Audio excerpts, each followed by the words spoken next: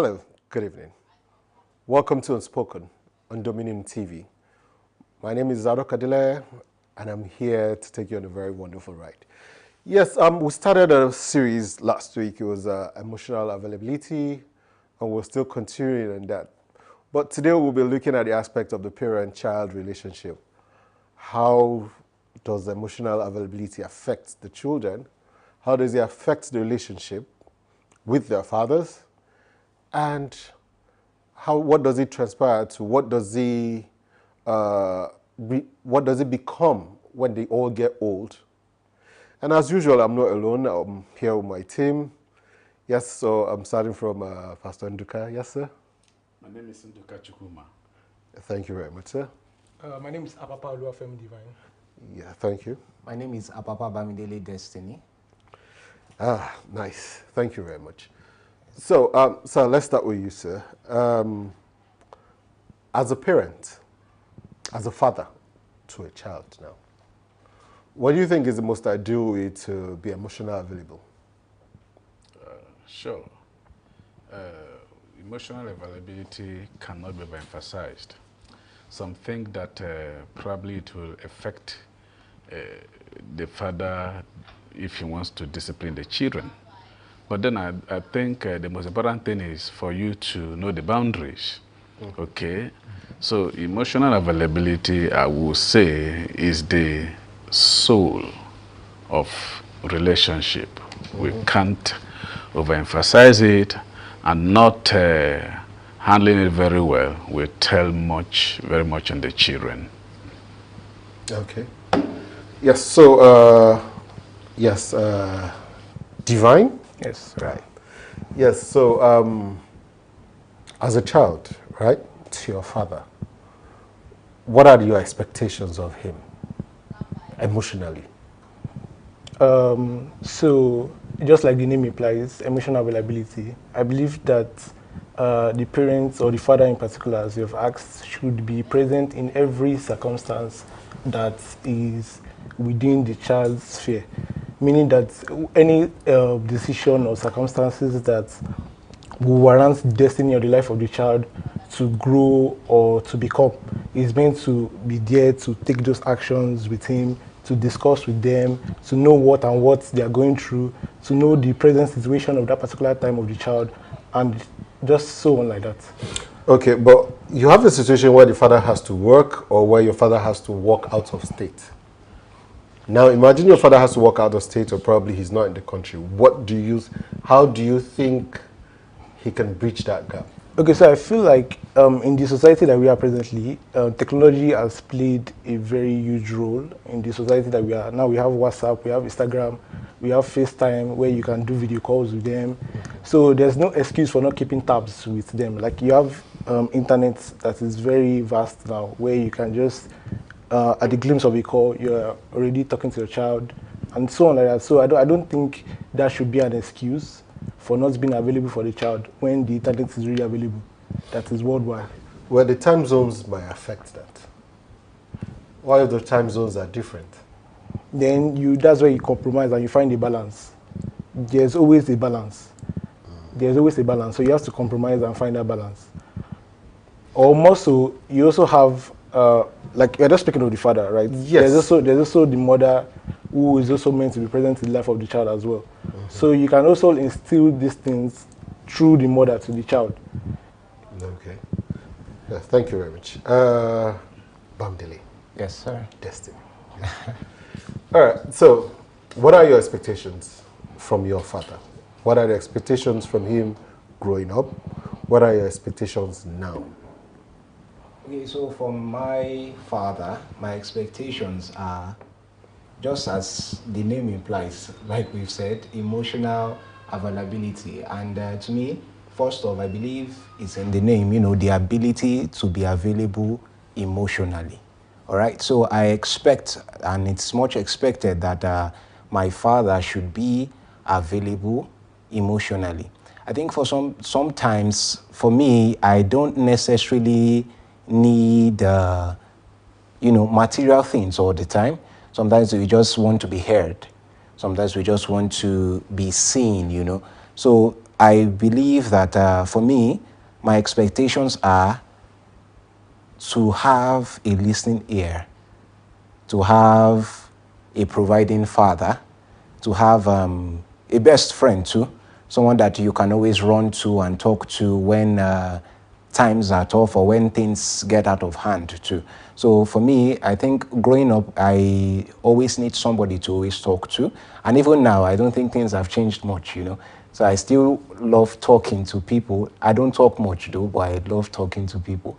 And I expect that my dad should play a perfect role in that space.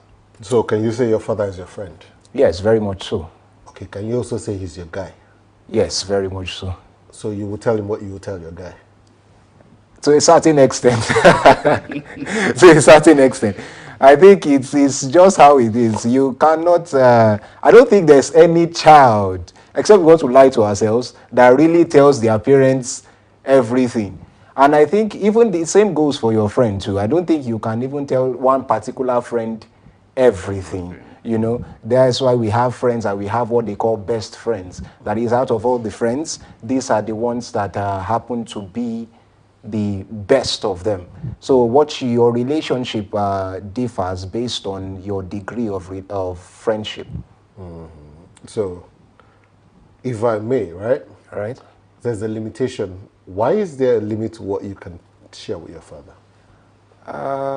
Well, we live in a world that is ever growing, all right? And things are changing. And based on tradition, tradition shapes mindset, all right?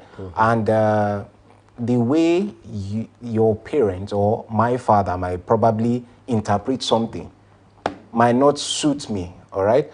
Or might not be to my taste. So I tend to maybe confide in somebody that I know would better understand where I'm coming from. Now, it's not an insult to my father because, I mean, everybody has the right to have their own perspective about things, all right? So, but then I also feel that talking to the best person that is able to understand, so to say, is best for you because in the end, everybody has answers, but not all the answers are correct. All right, sir. So what are your expectations from your children? That, okay, yes, I'm emotionally available for you. I speak to you when I'm meant to speak to you.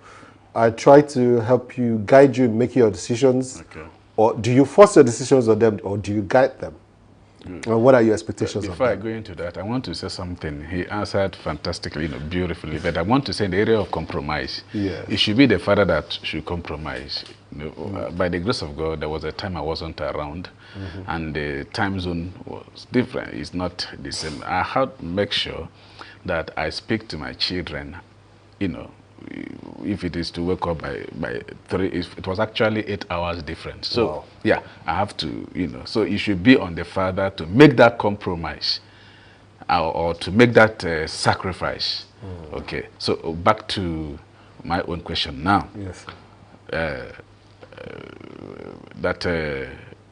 Please come again, please. What are your expectations of your child? Yes, you're trying to be there for them emotionally, but what are the things you Yeah, expect I in want to return? say that I will be the one to set the tone, right? What I expect from them, okay, I should be the one to, for instance, if I'm not his friend, how do I expect him to, to open up to me? So I would say that I will do everything possible to, first of all, gain his friendship. He says something. I and my children, we are generations apart. So there is no way I can give him the best, would I say best advice on certain things. Okay? Because I'm no more in that generation. But when we talk about, core values, fine. I've been there, I'm able to. So I would say that as a father, I should try as much as possible to be the friend of my child so that he'll be able to open up to me. Now, I have a friend, a good friend of mine. He entered Unilag at, was it 15 or 14, you know, and he's very good, you know, in mathematics. So one day he came back home and told his mother that, Auntie Jane, I went to teach Auntie Jane mathematics, and after that she opened her breast for me to play with. The mother said, what? The mother took her from that, and he had to stay at home for 2 years before going back to Unilag. Yeah. Yes. So, but what I want to say is this: if he wasn't, if the mother wasn't that available, do you understand? If they were not friends, he wouldn't be able to tell the mother that Auntie Jane said I taught him her mathematics and he asked me to play with her breast. So that is very important. Okay, sir. Thank you, sir. But do you force your values on your children, or you allow them express themselves? Values, yes. Okay, because when we talk about values, we are talking about. Don't judge me. I'm not judging. Values, Yeah. okay, but choice of what they want to do, no. I don't force my choice on them. Okay, I would have loved my boy to read, you know, animal science, but he opted for something else. I said, what, you know. So, but values, I try to, but then I don't force it. I put things on the table.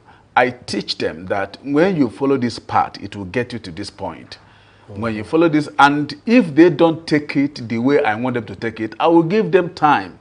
Because before I become who I am now, it took the Holy Spirit a long time to bring me to where I am now. So why will I expect my child to just take what I'm giving to him? Knowing that for decades, the Holy Spirit has been working on me before I became who I am now. So if they don't take the value I'm trying to instill in them, I will just give them time.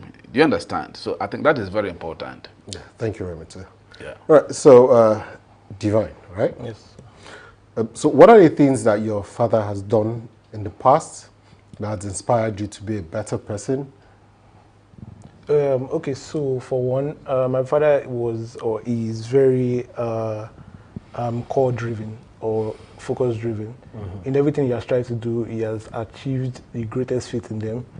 He's a very resilient man who doesn't just sit down and relax for the bare minimum. He goes hard in and achieves what he wants. And those are the kind of things that I want for myself as well. My dad was a commissioner of police. After that, he still went on to study law, became a barrister, did his master's. So you can see it from the chronology of which I've just painted that he's a very resilient man. He doesn't just stop at it. He wants to go more. He wants to see what more can I do. But does that not put pressure on you? No, not necessarily. It does not put pressure on me because I feel like it shows or it gives me that ginger, like how Jay-Z would call it, to want to go. It does not put that pressure on me. For me, it does not put the pressure on me. It just gives me that ginger, and it makes me look at a man who I can look up to and say, this is what I can do. This is what I want to become. It gingers me, not necessarily putting pressure on me. I feel like it's just the perspective of how you see it. I see it from a point of ginger and not from a point of pressure. How does that affect your decision making? It affects it in the sense that it wants me to change or look at how I want to go about things. He wants you to, no, like or you decide I decide to, but like his decision also reflects in what I'm trying to do. Because when it does, like when I'm saying what it does, like when I see that it's trying to push his limits. Me too, when I want to take up my decisions, I say, I can do this thing better. I can do this thing that will make me achieve the greatest at this point. So that decision also influences and it makes me want to do decisions or take decisions that would bring a better outcome for me. But you are not under any pressure No, I'm to not try under to any pressure. better him. I'm not under any pressure. All right. I'm not under any pressure. But I feel like for me personally, I know that the latter has to be better, or the former has to be better than the latter. So I always try my best to want to do better. Okay. Yes, but it's not a pressure. Like it's just a ginger, like Ginger. I said. Yes. Okay, so like your brother has mentioned, Daddy is available. He has set the tone. Are you trying to match up the tone, or you're trying to just take your own path? Trying to surpass the tone. All right? Yeah, trying to surpass the So tone. yeah, I didn't study law anyways. No, I cannot study law. So I didn't study law. I'm not at liberty to say right now, but I didn't study law. I think my younger brother studied law, and he's doing very well. He's still studying law, so he's still doing very well with the course. But I didn't like law, so I didn't study. But I'm a kind of person who, once I fix my mind on something, all right, I do very well to go for it. I do very well because one thing is I hate to have to regret not taking certain decisions. All right. And I don't like believing that some things are impossible. I like believing everything is possible because it makes it easy for me. Whatever you believe is difficult becomes difficult for you. And whatever you believe is easy becomes easy for you. So you take control, like have that power over the mind. Exactly. So I have that power, and I just push for it. And even though I might not necessarily surpass him at his own field or in his own field, I believe character-wise and otherwise also, I can do so much more than what he has already done, and be a better father than he himself one day. All right. So from how your father has impacted you. All right. Now, picture that you're going to speak into your 7-year-old son. Okay. Right? What are the things that daddy has done that you could do better? Okay, so all right, so for me, to my 7-year-old child, I guess I will be more available. Like my younger brother rightly said, he he is a retired commissioner of police, so which means he was up and about. All right, so not that he wasn't around, but he traveled a lot. So he traveled a lot, which means we had to see him just once in a while like that. And he's always like, okay, buy something for me when you're coming back or all this kind of thing. He always gave us that joy because that, which is something that is also part of the availability, in my perspective, at least that item 7 will be available. All right. So, and, but for me, I think I would be more available for my children. I would always be there, and I would always try to let them see my own mistakes too, from anything, because I think we learn a lot from people's experiences, or from experience generally. Just like people say, experience is the best teacher. So I'll be more available. I would teach them from my own wrongs, and I would make them understand that nothing is actually impossible. All right. Daddy, yes. There's just, my question now is, based on what we've discussed so far, what do you think are the common mistakes, from your own point of view, what are the common mistakes you think you've made that you shouldn't have made, that you think you are correcting now? You probably, when you started having kids, what are the mistakes you think you've made? And now that you're at this point in time, what are the things, how do you think you've been able to remedy them? For you to be emotionally available for your kids, for them to be better people, for them to have that core set of values? Yes, sir. Number one, I will say that I will be more of initially, sometimes I will shut them down, But this time around, later I came to understand that allow the child to talk. You may not really agree with what he's saying, but let him talk. Then after, you can now say, you see, but you can't really get it right if you follow this route. Do you understand? So, listening is very important. I learned that very much later. Okay. Yeah, and again, I shouldn't criticize. Okay? I shouldn't criticize. Sometimes we criticize so, sharply, and just allow the child, and you can impact the child more if you encourage. I'm talking about my own. Yes. We're listening to, because so I shouldn't. Because what now, the things you're saying also is applicable to the fathers out there now. How do they? Because there is a way you will tell a person his wrongs, and the person will take it. Do you understand? And there's a way you throw it at the person's face. Every other thing you are saying will not enter. You know, so I think that's very important. So more of the listening, and also so more critique, less criticism. Yes. You know. All right, Divine. Yes, Yeah. So you decided to study law because Dad studied law? No, not necessarily. I wanted to study law ever since. Not necessarily. Not necessarily. Yes, not really. There's nothing wrong about, you know. Yes, there's it inspired him. So he's inspired by the thing is this now. In making your decisions, what drives you making your decisions? I want to know what drives you making your decisions. Okay, so the end goal, that's the first thing, because I know what I want to achieve with this. I know where I'm going to. So that's, for one, informs the decision I'm about to make. Then where I am at that particular time, my environment, what is available to me, what is not available to me, what can I do that will make me get to that end point. Other factors are my friends, people included. How would this thing I want to do affect my neighbor? How will it affect the person beside me? So those are the things that drive my decision. Okay, and before you take certain key decisions, now, did you get to share it with Daddy? Yeah, so first of all, I share it with God. Then after, I share it with my parents because they are the next point of contact to me after God. So I share with my parents, I share with my siblings, I share with my family. Then I share with close friends that I know that are my very close friends. Like you mentioned, you explained best friends before. So friends that I know that I can tell certain things, I tell them. So that is how I do it. That's how you do it. Now, for most of the times you try to make a decision, do you always look up to Daddy for acceptance, or Daddy allows you make your decisions? So for one, like I said before, parents are a guide. So obviously when you tell them, they want to also tell you how this would go about it.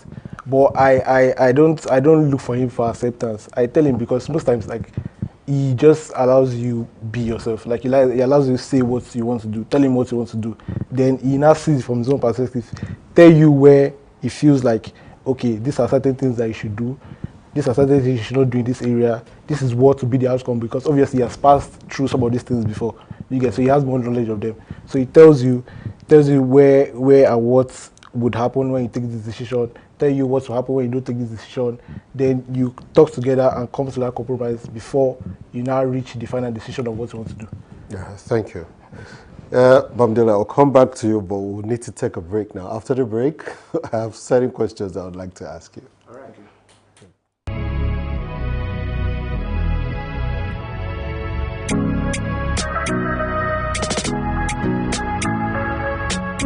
Need a professional space to bring your vision to life? Dominion Television Studios offers state-of-the-art facilities perfect for your next broadcast, commercial, corporate video, or live event.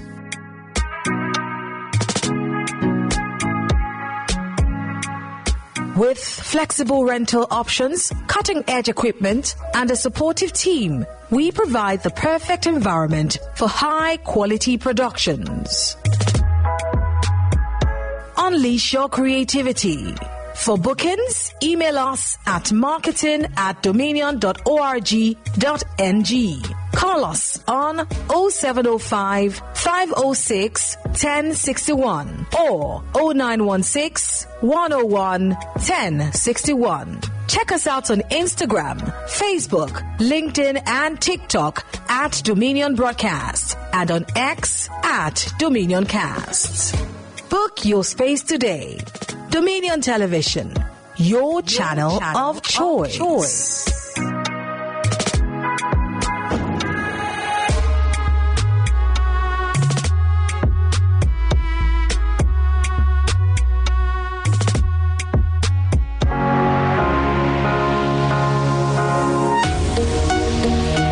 Live from the heart of the action. Welcome to the nerve center of Next Level Broadcasting.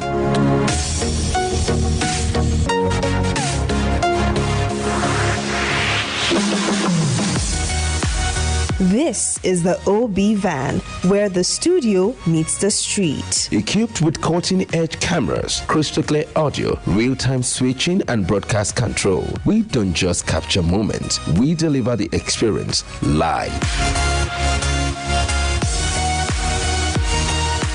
Anywhere, anytime, from stadiums to red carpets, breaking news to buzzing festivals, weddings, birthdays, and all sorts of ceremonies. We bring the world to your screen in real time. It's not just a van, it's a complete mobile production house, a command center, a broadcast beast. This is more than a broadcast. This is the OB Van difference. Live, loud, limitless.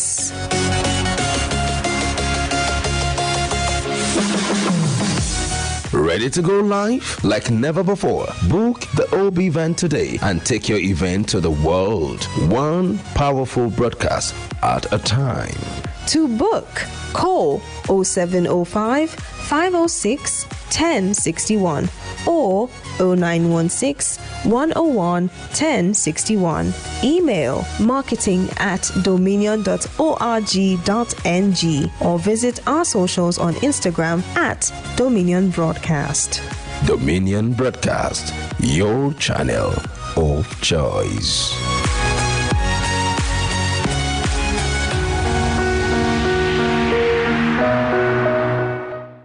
Welcome back.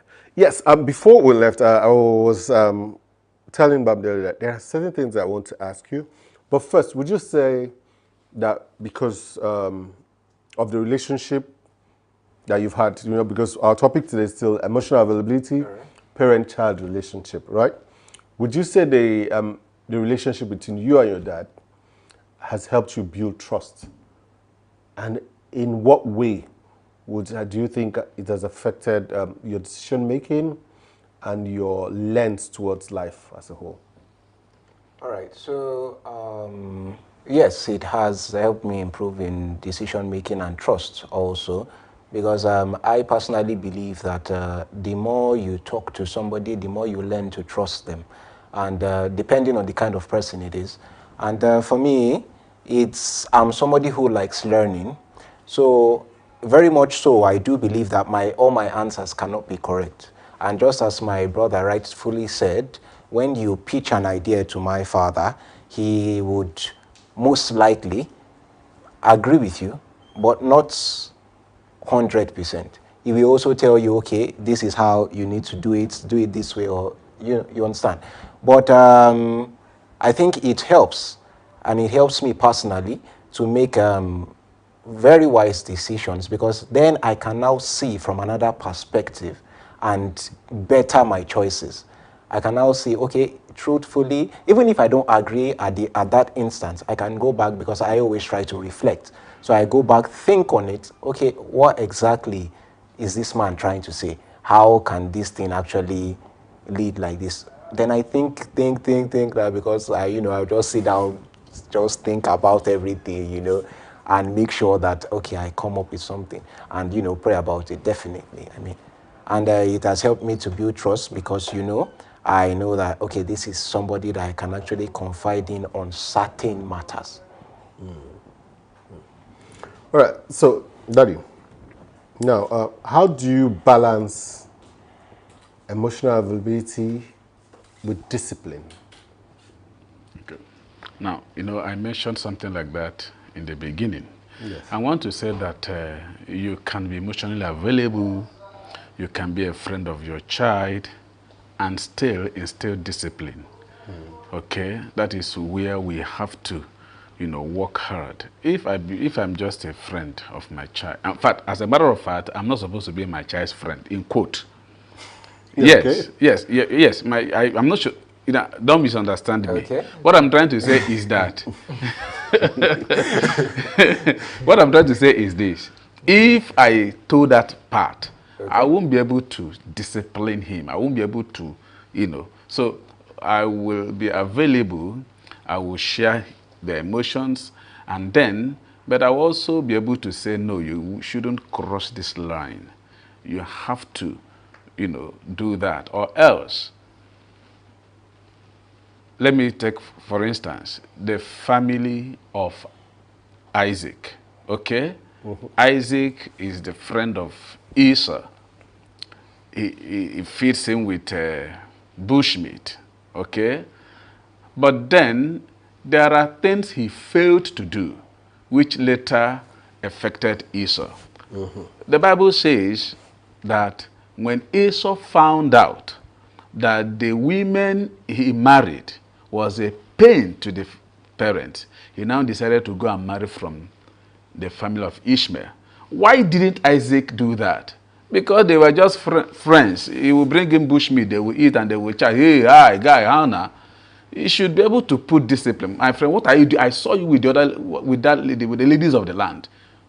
Do you understand? So we should be friends with our children, but then we shouldn't allow it to, take over our responsibility, what we should do. So the family of Isaac is very, okay, look at Rebecca and Jacob. Yes. Okay, the mother was telling him, don't mingle with the ladies of the land. Don't mingle. And that guy was a bachelor as up 70 years. He was 70 years and was still a bachelor. Why? Because he was sticking to what the mother was telling him to do. So I think it's very important, All right. With that example now, Divine, that he gave now, do you think the youth still listen to their parents to that particular level? To keep for that long? Because their parents are trying to guide you because they share your emotions, they share your pains, they share your pain points, but they also, based on their experience, seem to have seen more than you know, and then they're trying to guide you. Do you think this generation, your generation now, do you think they still listen? And what do you think they can do better? Okay, yeah, so I know and I feel like my generation still listens. It just depends on the perspective you are bringing it from and how you approach it. Okay. So, like, I want to say something to what he said. He said, I think at a point, he wanted to say you cannot be a friend and still try to instill that discipline at some point. But I will kind of object to that in the sense that a very good friend would correct you when you're going bad or when you're doing something wrong. You understand? So, you can still be a good friend to your child and still instill that discipline to them. Even the Bible, which is my core principle because I'm a Christian, says spare the rod and spoil the child. Yeah. So you can still instill that discipline while still being friends with them. And my generation still listens. It just depends on the approach you give it and how you go about telling them what they did wrong and how they should go about it. Well, because with the whole, the reason why I had to mention the generation, because with the money in the water mantra right now, and somebody is telling you, oh, this decision that you're about to take will most likely lead you astray. But at this point, you are interested in the money in the water mantra. How do you understand where I'm coming from? Because now, I will throw it in the line of, I think there was a video recently where Cosmos Maduka. Yeah. Now, Cosmos Maduka, somebody who's estimated at over $500 million, right? And he's advising the youth, oh, you people need to set your priority right. Nobody who has made legit money comes to say money in water. And you have youth saying, oh, why would he say that? Now, this is somebody who, if you look at he's run successful businesses. If it comes to community service, he's a pastor. He speaks at events. He tries to pass on his knowledge to the next generation. He even told us that he learned how to ride the power bike. That one of the regrets he had is his first son wanted to ride power bikes. He refused him riding a power bike. But guess who rides the power bike with the last son every Saturday now? He rides a power bike with his last son. So you see that his parenting has transcended from the first to the last. He's been able to change and adopt that the parenting style. But yet, you still have hordes of youths who went and were trying to drag the man that they don't seem to understand the bigger picture of. That's the reason why I'm asking, do you think this generation actually still take corrections from their parents? Because, like he said, your parents, yes, should not be your friend. It's not that they wouldn't be your friend. Yeah, yeah. But because it is hard to correct your friend sometimes because you attach emotions to it. Exactly. You're getting to what I'm, you know. But a good friend would still correct you, no matter what. That is why he's a good friend. All right. You want to take Okay, it? yes. Sir, please permit me to ask you a question, if you don't Please. mind. From the same Bible that we've been talking about, Yeah. all right? So, I mean, Jesus now, yeah? He said he's the friend that sticks closer than a brother. And yet, he still, the same He corrected, scripture yeah. talks about how that who the Father loves, he chastises. So, are you trying to chastises. say that when he's chastising you, he's no longer your friend? No, you know, I tried to add something when I made that Okay. statement that don't misunderstand me. What I'm trying to say is this, that you should be able to draw the line Okay. when to discipline. Okay? If you allow your emotions to have a better part of you, you won't be able to discipline, and then you will lose the child. So fine. Like I mentioned on the other day, on this program, I try to be a friend of my child. One day I saw a book that I know I didn't buy. I said, who gave it up? He mentioned the name and it was a girl. I said, okay. From there, Amy, I said, how about Lagwaja? She said, Daddy, what? I said, no, so that I'll be able to get into, So we have to be a friend of our child, but then we must draw the line and discipline when it is very important. Sorry, if you don't mind. As regards to the generation listening and all that, I think we live in a world where everybody wants to be understood, young and old alike. And no matter how much we think the gap between one generation and the other is too far, it's just way too far. So it can never be the same. Things will always change. And I think the best thing to do is we can only bridge the gap. We cannot be the same as the last. Things will change, but should the value systems, should the moral compass also change? No, the values shouldn't change. But what I'm talking about is, okay, just like my brother rightly said, to discipline, it's not everybody that you necessarily, not everybody works the same way, let's put it like that.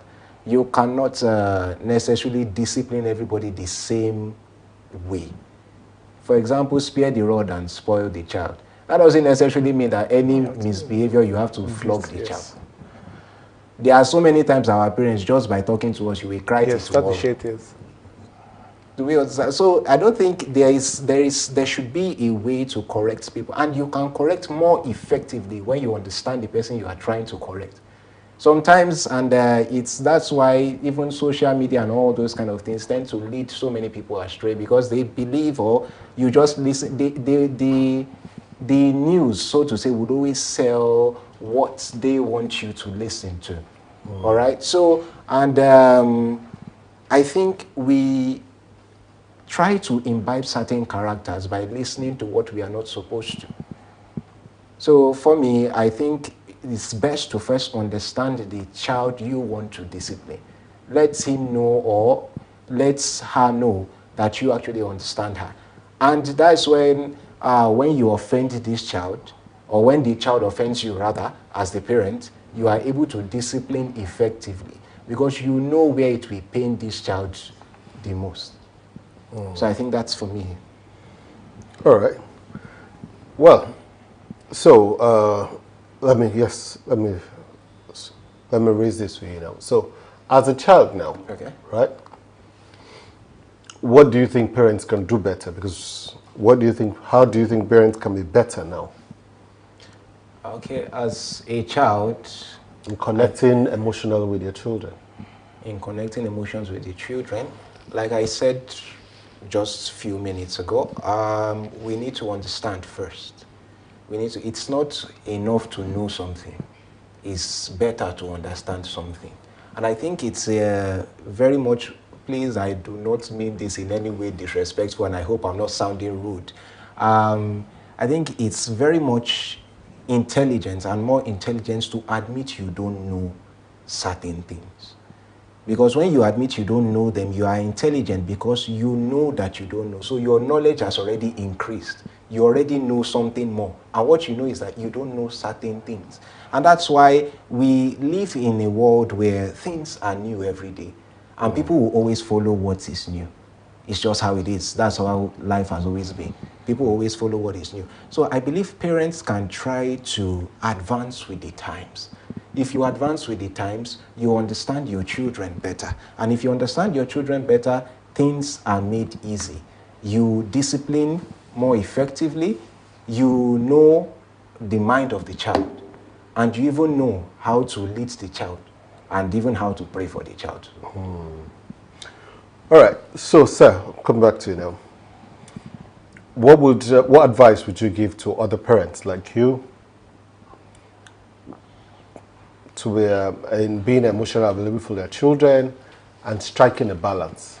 Yeah, like I said, using myself as an example, I must be careful how I criticize my child.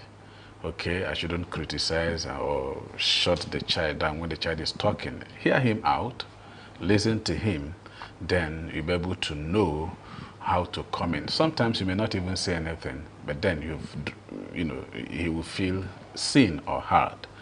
Fine. Another thing I want to say is that we should be intentional about it. Okay, create time. Maybe you'll be eating together at the same time, because from there you'll be able to chat and talk.